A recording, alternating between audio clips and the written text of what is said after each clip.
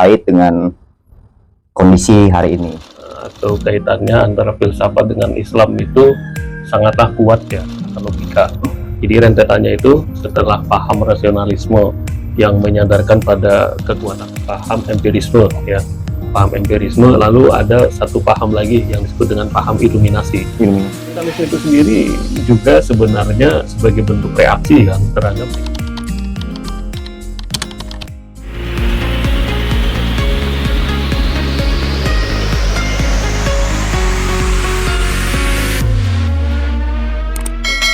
Assalamualaikum warahmatullahi wabarakatuh. Waalaikumsalam warahmatullahi wabarakatuh. Selamat datang teman-teman. Kita sekarang ada di Anak atau program baru dari channel Peradaban Indonesia. Ngobrol, mendiskusikan isu-isu atau masalah-masalah mungkin yang relevan yang terkait dengan kondisi hari ini.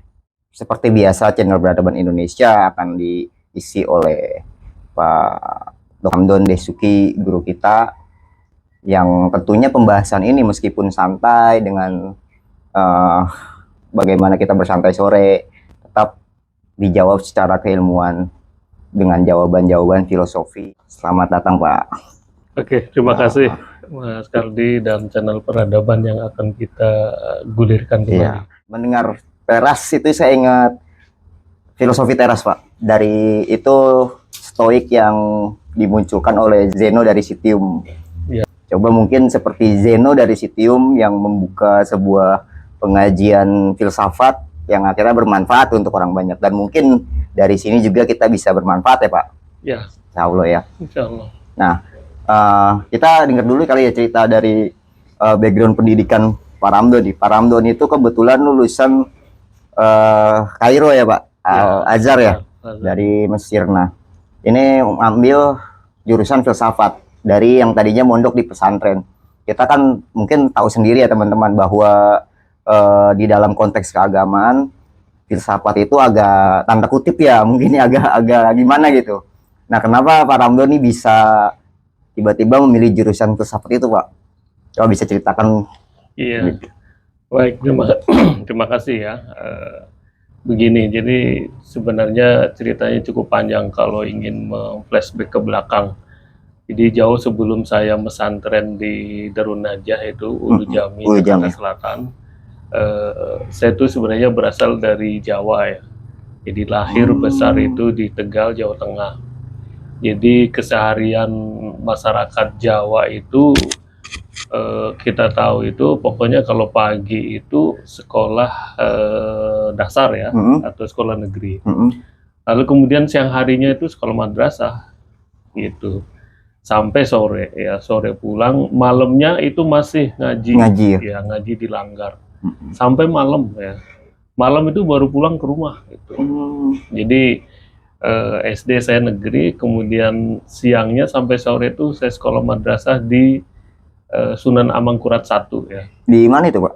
Itu di Adiwarna. Adiwarna di. Nah itu ada satu komplek pemakaman raja-raja itu ya, Jawa, Mataram. Nah itu saya sekolah madrasah di situ kurang lebih 3 tahun atau sampai 4 tahun.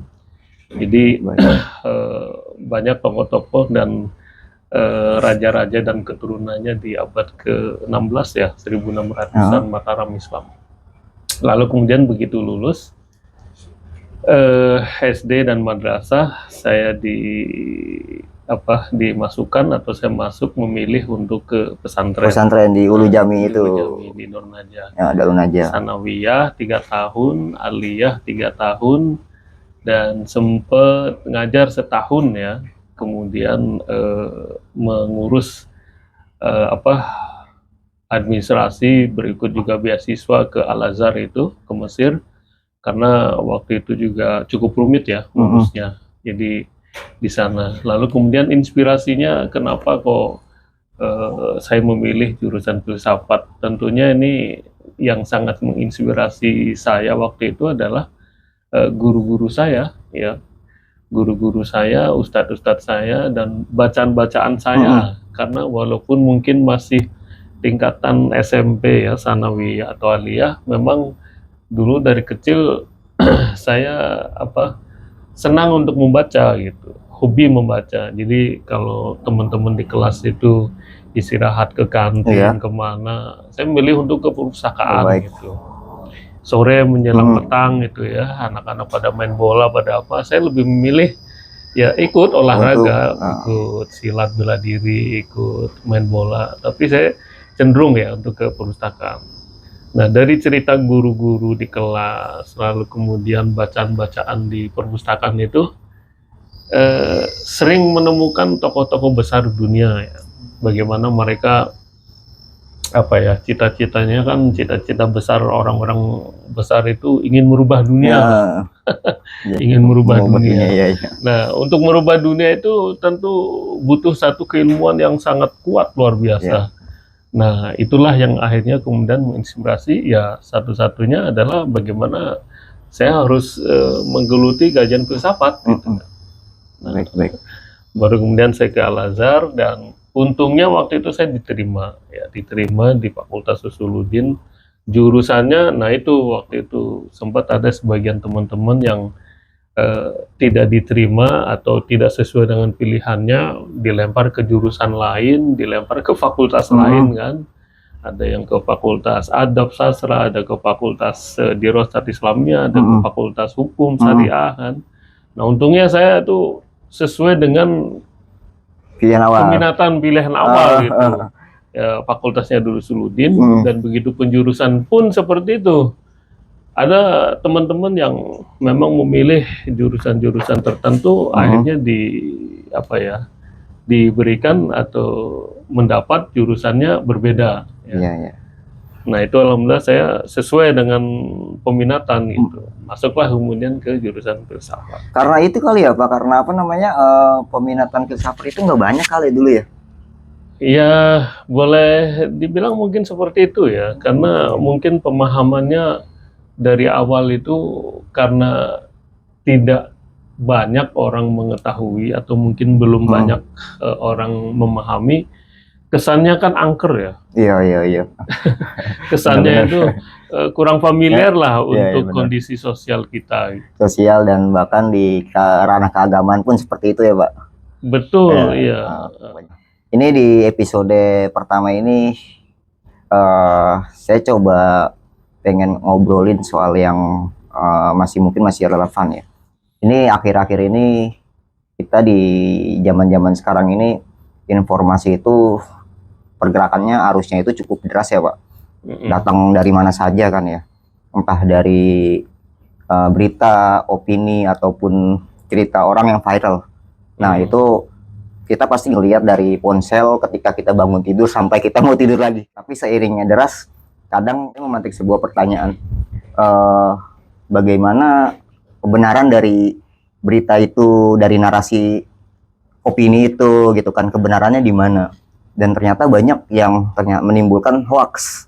Gitu ya, hoax. Nah, pertanyaan berikutnya, hoax itu muncul dari apa gitu? Oh, hoax itu muncul ketika sebuah berita, sebuah opini, sebuah cerita itu muncul dengan hoax ini muncul dengan bukan karena proses kita berpikir, tapi dari bagaimana kita membaca lalu emosi kita yang keluar, perasaan yang diaduk-aduk. Kita menjadi takut, lalu kemudian menjadi marah. Nah itu kadang nggak di-cross-check lagi karena membaca judul langsung tiba-tiba ya, kita nyebar. Ditambah lagi budaya cepat sebar yang sekarang ini lagi booming gitu kan ya, entah di Facebook, entah di WhatsApp atau media sosial lainnya. Hampir semua mungkin ya hoax itu muncul, dan permasalahannya apa? Tadi berpikir kritis atau critical thinking. Nah, kita coba di pertemuan pertama ini, di obrolan pertama ini kita coba mau membedah critical thinking dari sisi filosofi, Pak. Sesuai dengan kajian-kajian ataupun pendidikan yang Pak Ramdan miliki gitu. Nah, untuk dari pandangan filsafat sendiri, critical thinking itu apa, Pak? Begini ya, kalau untuk membahas tentang critical thinking itu adalah berpikir secara kritis ya, Benar. kalau diterjemahkan secara bebas. Namun sebelum saya membahas tentang konsep atau paradigma berpikir kita secara kritis, ya baiknya kita juga untuk melihat kondisi sosial masyarakat kita. Kenapa seperti yang tadi Anda sampaikan itu, begitu banyak orang menerima berita informasi itu lalu diterima begitu saja, atau bahkan reaksinya itu malah bersifat reaktif. Iya, reaktif, benar. Reaktif dan tidak solutif malah. Iya.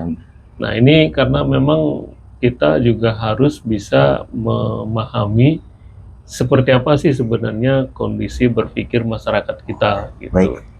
Memang ya patut kita memprihatinkan juga gitu bahwa kondisi pola berpikir masyarakat kita itu memang belum semuanya ya, dan dapat dikatakan ya masih jauh gitu dari nilai-nilai ideal seorang manusia yang mampu berpikir secara kritis ya.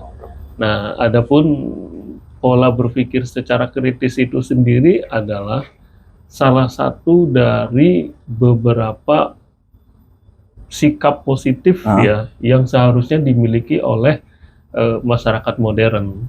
Dalam arti masyarakat modern di sini dalam tanda petik ya, mereka maju dalam peradaban, mereka maju dalam berpikir, mereka sejahtera dalam bidang ekonomi, mereka maju dalam banyak bidang ya. Itu yang dimaksud dengan masyarakat modern. Nah, salah satu sikap yang memang dimiliki oleh masyarakat modern ya seharusnya tiap individu masyarakat itu memiliki sikap critical thinking itu, berpikir secara kritis ya. Bahkan tidak hanya itu saja, kita harus memulai dengan berpikir secara logis ya, berpikir secara logis, lalu kemudian memiliki keinginan untuk bertanya ya, kemudian memiliki sikap untuk merasa ragu terhadap sesuatu gitu. Jadi tidak hanya menerima segala informasi, segala data dan segala pengetahuan yang datang ke diri kita ya,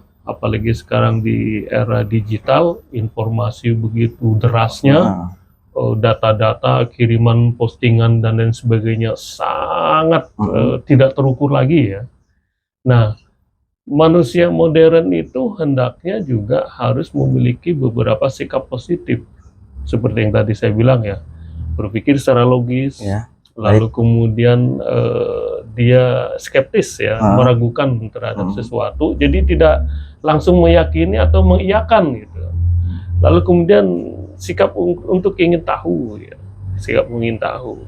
Lalu kemudian tidak hanya itu saja, bagaimana kita untuk bertanya kembali ya, bertanya kembali. Lalu kemudian bagaimana kita untuk mampu mempertahankan satu kebenaran ya.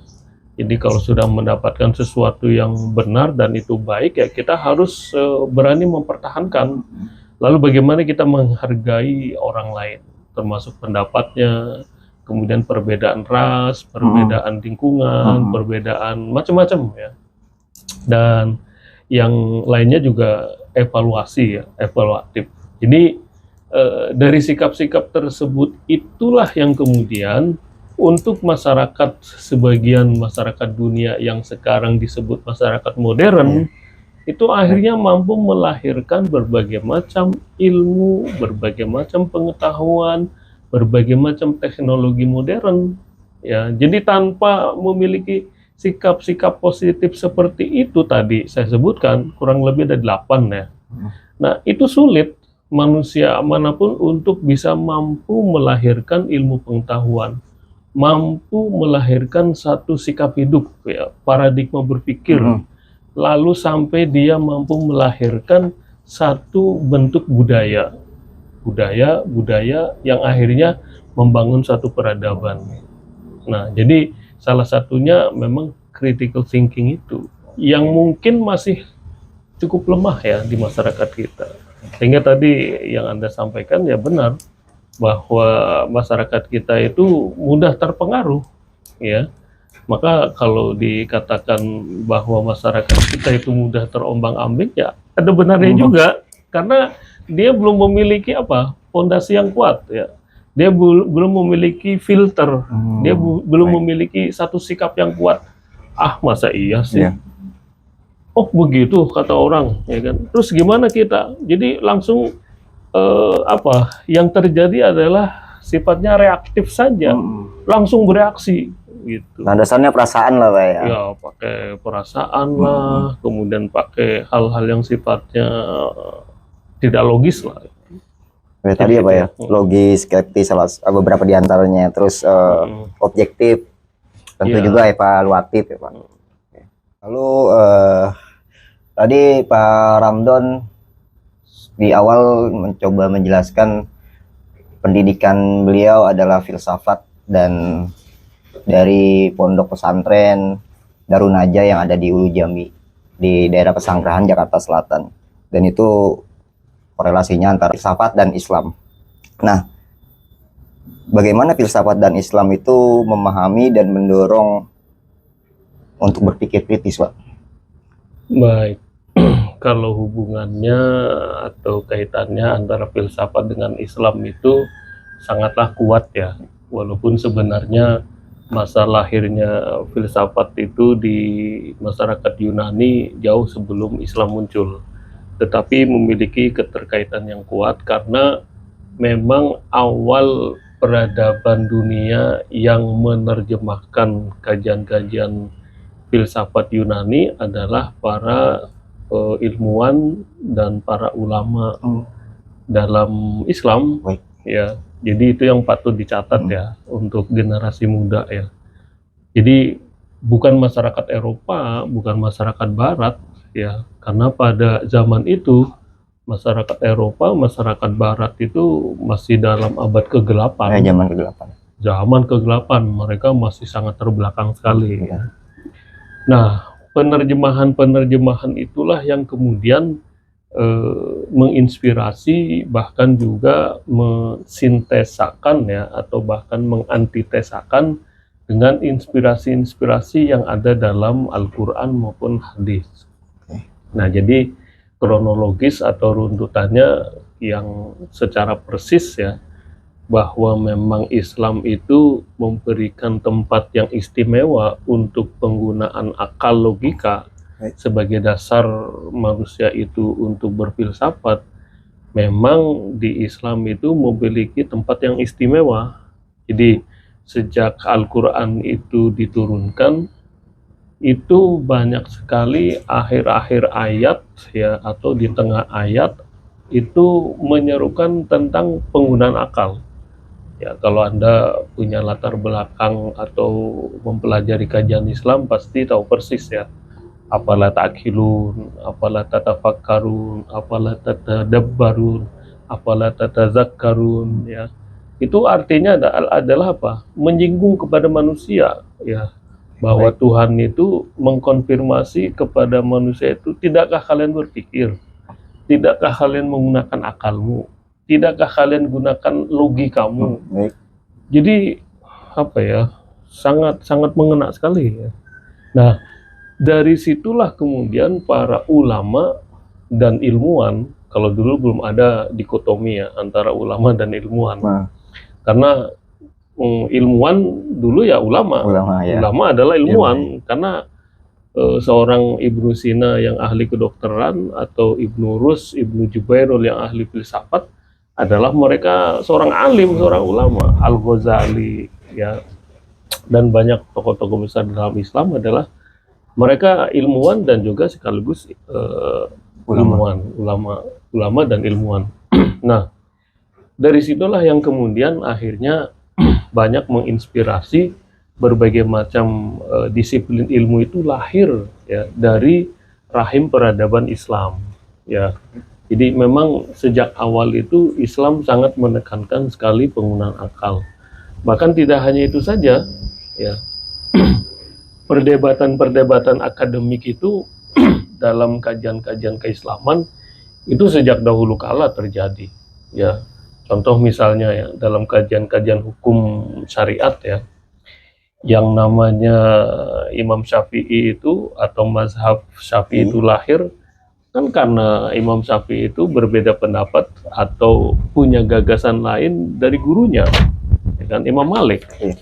Imam Malik itu memiliki keilmuan yang sangat luar biasa sekali, ya, tapi karena muridnya itu Imam Syafi'i juga tidak kalah cerdasnya, ya kan, lalu Baik. kemudian berinisiasi untuk membangun dalil-dalil baru, untuk membangun gagasan-gagasan baru, sehingga penggunaan akal logika dari sejak dahulu awal munculnya Islam ya memang sudah berlangsung seperti itu, ya, bahkan tidak hanya di aspek hukum saja, di bidang suludin, di bidang sejarah, Sains juga.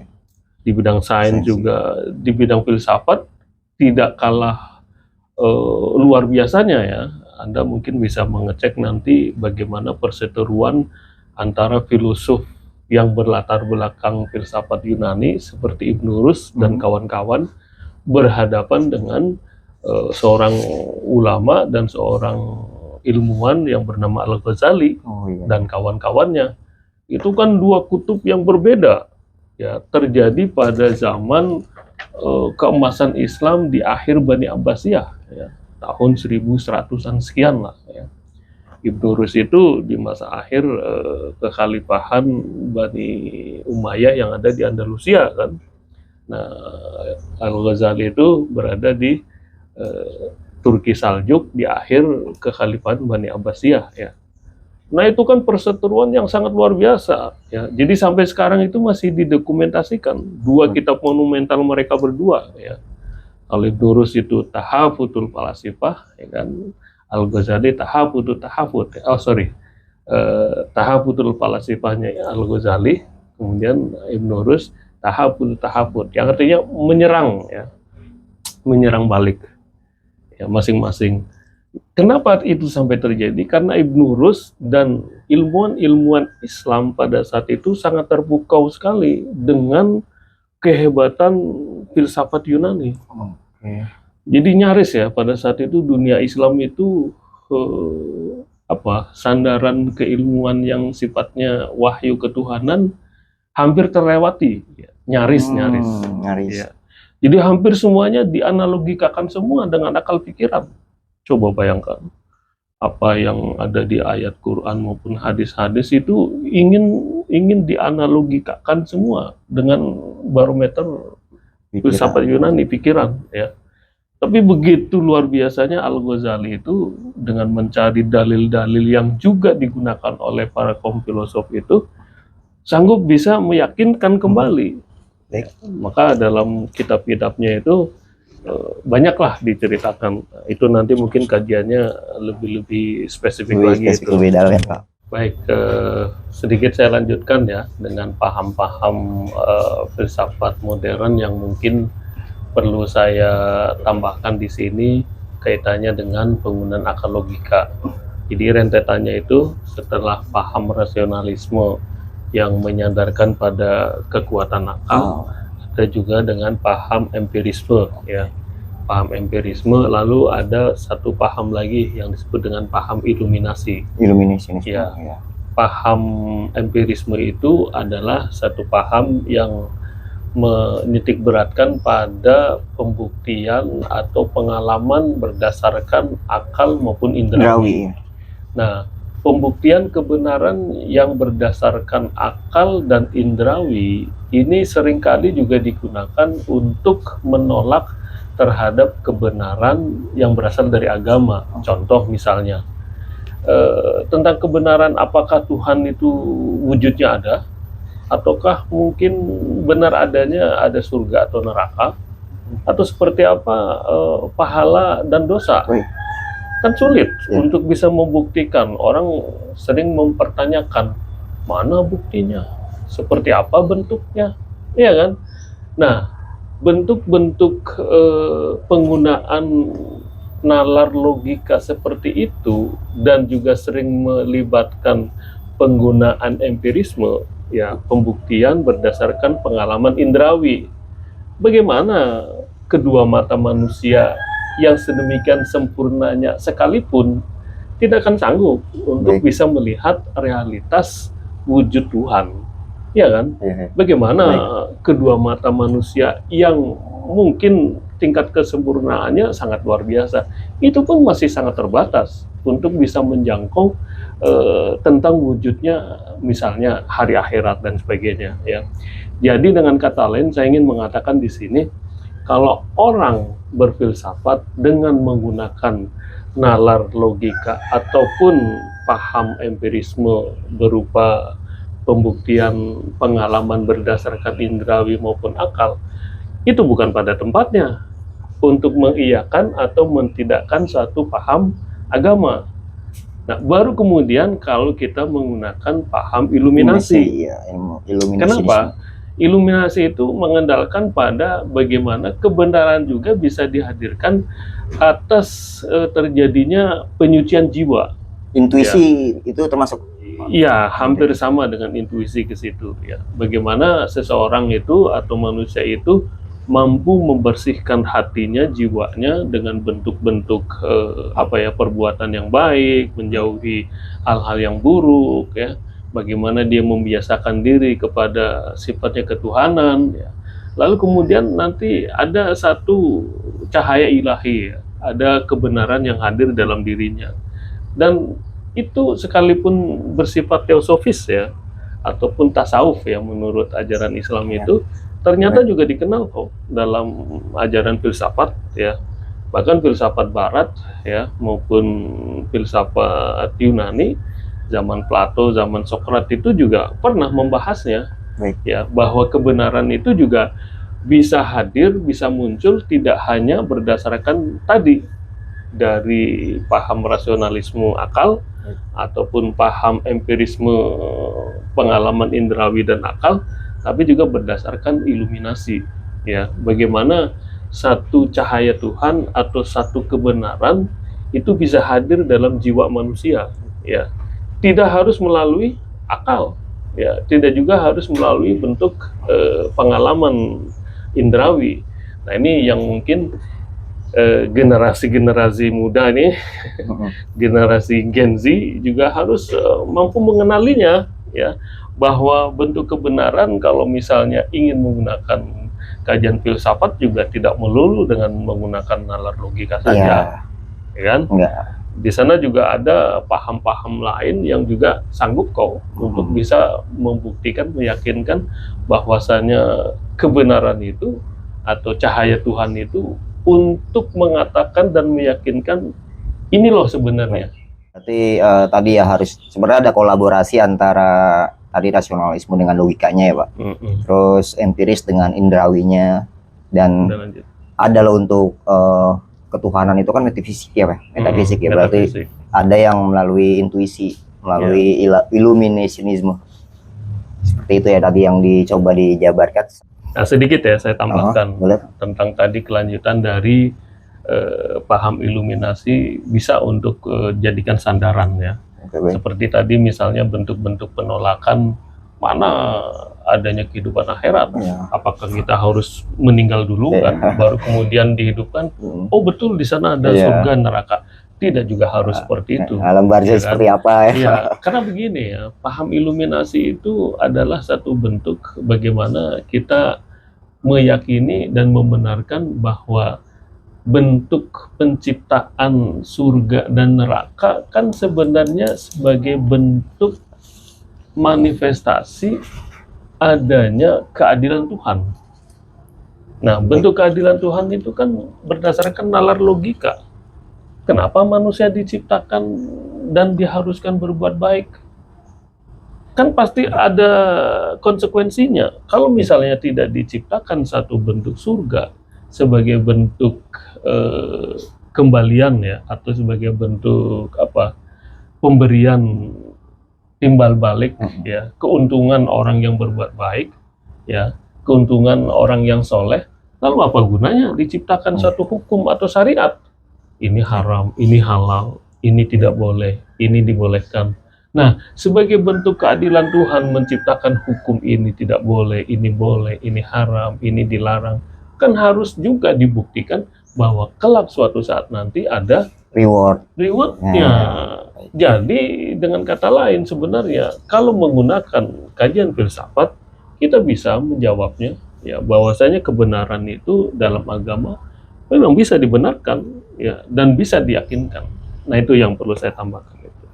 Salah satu contoh berpikir kritis yang cukup komprehensif itu yang pernah dilakukan oleh Cendekiawan yang di beberapa video channel dari Peradaban Indonesia yang pernah dibahas Pak Ramdon dari Mesir ya, apa namanya, Hasan Hanafi. Oh iya. Nah, ini penggagas Oksidentalisme, Iya. Pak.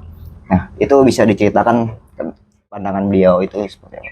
Iya, kalau untuk penokohan dari seorang Hasan Hanafi memang sampai sekarang pun walaupun masih ada nada-nada sumir ya ataupun agak nada-nada miring, saya rasa untuk tokoh-tokoh besar ataupun seorang ilmuwan semakin dia menyampaikan ide-ide besarnya ya semakin beragam juga tanggapan masyarakat kan, Pro kontranya pro ya. kontranya. Tapi kan kita tidak melihat negatifnya atau pro kontranya. Kita harus fair ya melihat bahwa seorang tokoh itu secara substantif dia memiliki ide enggak, dia memiliki bukti otentik keilmuan yang bisa ditawarkan untuk bisa menyelesaikan problematika keumatan atau tidak. Baik. Nah, saya melihat dari seorang Hasan Hanafi memiliki banyak karya ya yang bisa untuk kita bedah bersama dan bisa kita untuk dijadikan salah satu alternatif solusi. Ya, salah satunya dari proyek dia tentang oksidentalisme. Ya. Nah, oksidentalisme itu sendiri adalah sebagai bentuk reaksi dari kajian orientalisme. Walaupun orientalisme itu sendiri ya karya dari Edward Said ya, seorang Palestina sebenarnya Yahudi ya, dia keturunan Yahudi ternyata. Saya di ujung akhir karya-karya beliau terakhir menjelang meninggalnya itu dia baru mengakui ya. Walaupun ya dia sering menampilkan diri sebagai seorang Palestina Arab ya. Nah, orientalisme itu sendiri juga sebenarnya sebagai bentuk reaksi kan terhadap hegemoni Barat. Ya, bagaimana seorang Edward Said itu ingin mencari win-win solution ya tentang hegemoni masyarakat dunia Barat yang dulunya sempat mengkolonialisasi dunia Timur ya, khususnya juga dunia Islam dan lebih khusus lagi Palestina, Israel itu. Lalu kemudian direaksikan kembali oleh seorang Hanafi dalam bentuk oksidentalisme. Kalau dulu orientalisme adalah mereka masyarakat Barat itu mengkaji dunia Timur sebagai objek kajiannya. Lalu menurut Hasan Hanafi, kenapa kita tidak membalikkan fakta? Kalau mereka adalah sebagai subjek dan dunia Timur sebagai objek, sekarang kita balik. Mereka jadi objek. Mereka masyarakat Barat sebagai objek dan kita orang Timur sebagai subjek. Nah itu menurut saya suatu kajian yang sangat brilian ya. Sulit untuk mencari orang yang sanggup sampai membedah ke arah sana ya. Bahwasanya dulu itu dunia Timur selalu dijadikan objek kajian, objek eksploitasi, objek materialisme, objek budaya, dan seterusnya dan seterusnya. Nah sekarang kita harus berani mengembalikan orbitnya, bahwa Barat harus diposisikan sebagai Barat dan kita berdampingan secara seimbang. Dunia Timur adalah dunia Timur, bahwa kita juga bisa kok untuk menjadi subjek dan Barat itu kita dijadikan objek. Nah itu sangat menarik ya, sehingga kita ini termasuk generasi muda ya, jangan selalu memposisikan diri bahwa Timur itu berada di bawah bayang-bayang Barat, ya kan, kemodernan Barat, tapi sebaliknya kita sanggup kok ya kan untuk menjadi bangsa yang berperan sebagai subjek, ya, sebagai pemeran utama, bukan sebagai pelengkap penderita, Iya. gitu kan. Yang dahulu mungkin Barat sanggup menciptakan ini, itu, dan sebagainya. Sekarang kita harus berani memposisikan bahwa dunia Timur juga sanggup kok untuk bisa menciptakan, untuk bisa berkreasi, untuk bisa membangun peradaban, untuk bisa memimpin dunia, dan seterusnya dan seterusnya. Baik, untuk kajian keislaman yang tadi kita contohkan dengan seorang tokoh Hasan Hanafi, kalau menurut hemat saya menarik juga untuk ditarik dalam konteks keindonesiaan, ya. Baik. Kenapa? Karena ada beberapa kemiripan, ya. Dan juga sekaligus di situ ada juga letak perbedaan. Kenapa saya katakan kemiripan? Karena Mesir yang sekarang ini dijadikan sebagai salah satu ibu kota dunia Islam yang masih bertahan, ya. Sementara Indonesia adalah satu wilayah yang mungkin sebelumnya dalam sejarah Islam klasik maupun dalam sejarah Islam lama belum muncul, belum muncul, ada, ya. Hampir Nusantara, sama. ya. Sama halnya dulu yang pernah tenggelam akhirnya sekarang, yaitu Islam di Andalusia. Oh iya, Nah, iya, Islam Spanyol. Andalusia di Spanyol itu kan sempat berkibar cukup lama, ya, beberapa abad lamanya, dan sempat melahirkan peradaban yang sangat gemilang, ya. Perpustakaan Cordoba gitu. Ya, dan banyak sekali lah. Nah, kenapa saya tarik dalam aspek Indonesiaan? Mesir itu sendiri juga memiliki problematika yang unik, ya. Artinya apa?